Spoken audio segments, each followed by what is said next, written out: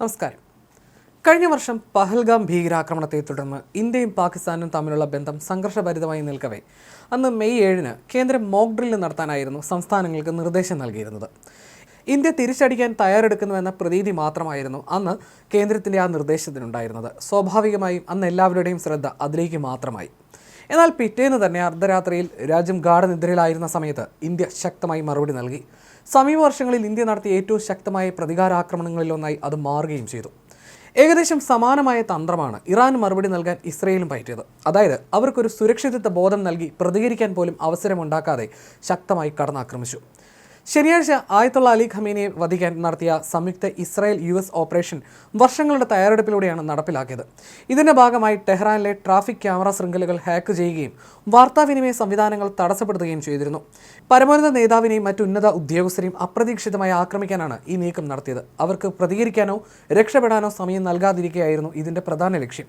Iranian നേതാവിനെ വധിക്കാൻ ബഹിരാകാശത്തേക്ക് കുതിച്ചുയർന്ന് ലക്ഷ്യസ്ഥാനത്തേക്ക് പതിക്കുന്ന ബ്ലൂ സ്പാരോ എന്ന അധികം അറിയപ്പെടാത്ത ബാലിസ്റ്റിക് മിസൈലാണ് IDF ഉപയോഗിച്ചത്.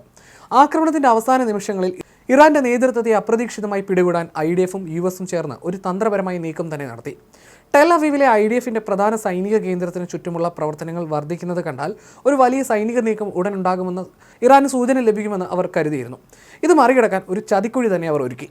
ആക്രമണം നടന്ന വെള്ളിയാഴ്ച സൈനികർ വാരാന്ത്യ അവധിക്കായി തയ്യാറെടുക്കുന്നുവെന്ന തോന്നൽ IDF മനഃപൂർവ്വം സൃഷ്ടിച്ചു. IDF ഉദ്യോഗസ്ഥരും ഉന്നത നേതൃത്വവും ശബത്ത് വിരുന്നിനായി വീട്ടിലേക്ക് പോവുകയാണെന്ന് തോന്നിപ്പിക്കുന്ന തരത്തിലുള്ള ചിത്രങ്ങളും വിവരങ്ങളും തങ്ങൾ പുറത്തുവിട്ടുവെന്ന് സൈന്യം വെളിപ്പെടുത്തുന്നു. ഉന്നത ജനറൽമാർ ആസ്ഥാനം വിട്ട് കുടുംബങ്ങളോടൊപ്പം മടങ്ങുന്നത് ശ്രദ്ധയിൽപ്പെടുന്ന രീതിയിൽ പ്രത്യക്ഷപ്പെട്ടു. എന്നാൽ അവർ അധിക നേരം വീടുകളിൽ തങ്ങിയില്ല. പകരം പിന്നീട് രഹസ്യമായി മടങ്ങിയെത്തി ഈ ഓപ്പറേഷനിൽ പങ്കുചേർന്നു. പലരും വേഷം മാറിയാണ് തിരികെ ആസ്ഥാനത്തേക്ക് എത്തിയത്. ശനിയാഴ്ച രാവിലെ ഇറാൻ സമയം 7:30-ന് F-15 ഉൾപ്പെടെയുള്ള ഇസ്രയേലി വിമാനങ്ങൾ പറന്നുയരുകയും 2 മണിക്കൂറിന് ശേഷം ലക്ഷ്യസ്ഥാനത്തെത്തുകയും ചെയ്തു. രാവിലെ 9:40-ന് IDF വിമാനങ്ങൾ ബ്ലൂ സ്പാരോ മിസൈലുകൾ വിക്ഷേപിച്ചു. ടെഹ്റാന്റെ ഹൃദയഭാഗത്തുള്ള ആയത്തുള്ള അലി ഖമേനിയുടെ സമുച്ചയത്തിന് നേരെ കുറഞ്ഞത് 30 മിസൈലുകളാണ് തൊടുത്തുവിട്ടത്. ഇസ്രയേലിൽ നിർമ്മിച്ച ഈ ബ്ലൂ സ്പാരോ മിസൈലുകൾക്ക് ഏകദേശം 1240 മൈൽ ദൂരപരിധിയുണ്ട്. 1.9 ടൺ ഭാരമുള്ള ഇവ യഥാർത്ഥത്തിൽ വ്യോമ പ്രതിരോധ സംവിധാനങ്ങൾ പരിശോധിക്കുന്നതിനായിട്ടാണ് നിർമ്മിച്ചിരുന്നത്. 2013-ൽ നിർമ്മിക്കപ്പെട്ട ഈ മിസൈലുകൾ അവയുടെ അതിവേഗം കാരണം പിന്നീട് ഉപരിതലത്തിലേക്ക് തൊടുക്കാവുന്ന മിസൈലുകളായി മാറ്റം വരുത്തുകയായിരുന്നു. ഭൂമിയുടെ അന്തരീക്ഷത്തിന് പുറത്തേക്ക് കടന്ന ശേഷം തിരികെ പ്രവേശിക്കാനുള്ള ഇവയുടെ ശേഷി കാരണം ഇവയെ തടയുക എന്നത് അങ്ങേയറ്റം പ്രയാസകരമാണ്. യുദ്ധവിമാനങ്ങളിൽ നിന്ന് വിക്ഷേപിച്ചു കഴിഞ്ഞാൽ ബൂസ്റ്റർ റോക്കറ്റുകൾ മിസൈലിനെ ബഹിരാകാശത്തെത്തിക്കും. അവിടെ വെച്ച് മിസൈലിന്റെ പ്രധാന ഭാഗം ബൂസ്റ്ററിൽ നിന്ന് വേർപെടുകയും ലക്ഷ്യസ്ഥാനം കൃത്യമായി ഉറപ്പിക്കുകയും ചെയ്യുന്നു. ഇതിനുശേഷം മിസൈൽ അന്തരീക്ഷത്തിലേക്ക് വീണ്ടും പ്രവേശിച്ച് ലക്ഷ്യസ്ഥാനത്ത് പതിക്കുന്നു. ബ്ലാക്ക്, സിൽവർ എന്നീ വകഭേദങ്ങൾ കൂടിയുള്ള ഈ സ്പാരോ മിസൈൽ ശ്രേണി നിർമ്മിക്കാൻ സോവിയറ്റ് യൂണിയന്റെ സ്കഡ് മിസൈലുകളിൽ നിന്നും ഇറാന്റെ ഷഹാബ് 3 മിസൈലുകളിൽ നിന്നുമാണ് പ്രചോദനം ഉൾക്കൊണ്ടിരിക്കുന്നത്. മിസൈലുകൾ വിക്ഷേപിച്ച അതേ സമയത്ത് തന്നെ പാസ്റ്റർ സ്ട്രീറ്റിന് സമീപമുള്ള ഡസനോളം മൊബൈൽ ടവറുകൾ IDF പ്രവർത്തനരഹിതമാക്കിയിരുന്നു. ഇതോടെ ഫോൺ വിളിക്കുന്നവർക്ക് അത് തിരക്കിലാണെന്നുള്ള സന്ദേശം ലഭിക്കുകയും ഖമേനിയുടെ സുരക്ഷാ ഉദ്യോഗസ്ഥർക്ക് മുന്നറിയിപ്പുകൾ ലഭിക്കുന്നത് തടയുകയും ചെയ്തു. ആക്രമണം നടക്കുമ്പോൾ ഇറാനിലെ മുതിർന്ന ദേശീയ സുരക്ഷാ ഉദ്യോഗസ്ഥർ കെട്ടിടത്തിന്റെ മറ്റൊരു ഭാഗത്തായിരുന്നു.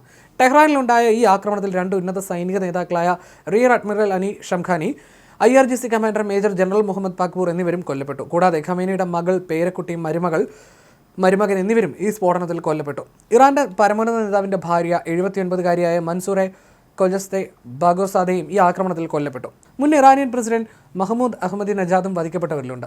ഇറാനിലെ ജനങ്ങളെയും ഭരണകൂട വിരുദ്ധരെയും നിരീക്ഷിക്കാൻ ഇറാൻ വ്യാപകമായി ഉപയോഗിക്കുന്ന ടെഹ്റാനിലെ ഏതാണ്ട് എല്ലാ ക്യാമറ ശൃംഖലകളിലും ഇസ്രായേൽ നുഴഞ്ഞു കയറിയിരുന്നു. ഇതുവഴി പ്രമുഖ ബോഡി ഗാർഡുകളുടെ നീക്കങ്ങൾ അവർ കൃത്യമായി നിരീക്ഷിച്ചു. ഈ ദൃശ്യങ്ങൾ ടെൽ അവീവിലേക്കും തെക്കൻ ഇസ്രായേലിലേക്കും തത്സമയം അയച്ചു കൊടുത്തു. ഇതിലൂടെ സുരക്ഷാ ഉദ്യോഗസ്ഥരുടെ മേൽവിലാസം, ജോലി സമയം, അവർ ആർക്കൊക്കെയാണ് സംരക്ഷണം നൽകുന്നത് തുടങ്ങിയ അതീവ രഹസ്യ വിവരങ്ങൾ മൊസാദ് ശേഖരിച്ചു. അതിലൊരു ക്യാമറയിൽ നിന്നുള്ള ദൃശ്യം അങ്ങേയറ്റം നിർണായകമായി. ടെഹ്റാൻ നഗരമധ്യത്തിലെ പാസ്റ്റർ സ്ട്രീറ്റിലുള്ള പരമോന്നത നേതാവിന്റെ സമുച്ചയത്തിലേക്ക് എത്തുമ്പോൾ സുരക്ഷാ ഉദ്യോഗസ്ഥർ തങ്ങളുടെ സ്വകാര്യ വാഹനങ്ങൾ എവിടെയാണ് പാർക്ക് ചെയ്യുന്നതെന്ന് മനസ്സിലാക്കാൻ ഇതിലൂടെ ഏജന്റുമാർക്ക് സാധിച്ചു. വർഷങ്ങൾ നീണ്ട രഹസ്യാന്വേഷണ നീക്കങ്ങളുടെ ഭാഗമായിരുന്നു ഈ ഹാക്കിങ്ങുകൾ. ഒടുവിൽ അത് ഖമേനിയുടെ വധത്തിലേക്ക് കാര്യങ്ങൾ എത്തുകയും ചെയ്തു. CIAക്ക് ലഭിച്ച നിർണായക വിവരങ്ങളും ഇതിൽ പ്രധാന പങ്ക് വഹിച്ചു. ഇറാന്റെ നേതൃത്വത്തെക്കുറിച്ചും അവരുടെ നീക്കങ്ങളെക്കുറിച്ചുമുള്ള വിവരങ്ങൾ വിശകലനം ചെയ്യാൻ ഇസ്രായേൽ ഉപയോഗിച്ച ആർട്ടിഫിഷ്യൽ ഇന്റലിജൻസ് സംവിധാനങ്ങളും അൽഗോരിതങ്ങളും ഈ ഉറവിടത്തിൽ നിന്നുള്ള വിവരങ്ങളുമായി ചേർത്ത് വെച്ചപ്പോൾ ഖമേനി പങ്കെടുക്കുന്ന യോഗം എവിടെയാണെന്ന് കൃത്യമായി കണ്ടെത്താൻ അവർക്ക് സാധിച്ചു. ഖമേനി എവിടെയാണ് യോഗം ചേരുന്നതെന്ന് ഇസ്രായേലിനും US-നും ഉറപ്പായതോടെ ആക്രമണം നടത്താൻ അവർ തീരുമാനിക്കുകയായിരുന്നു.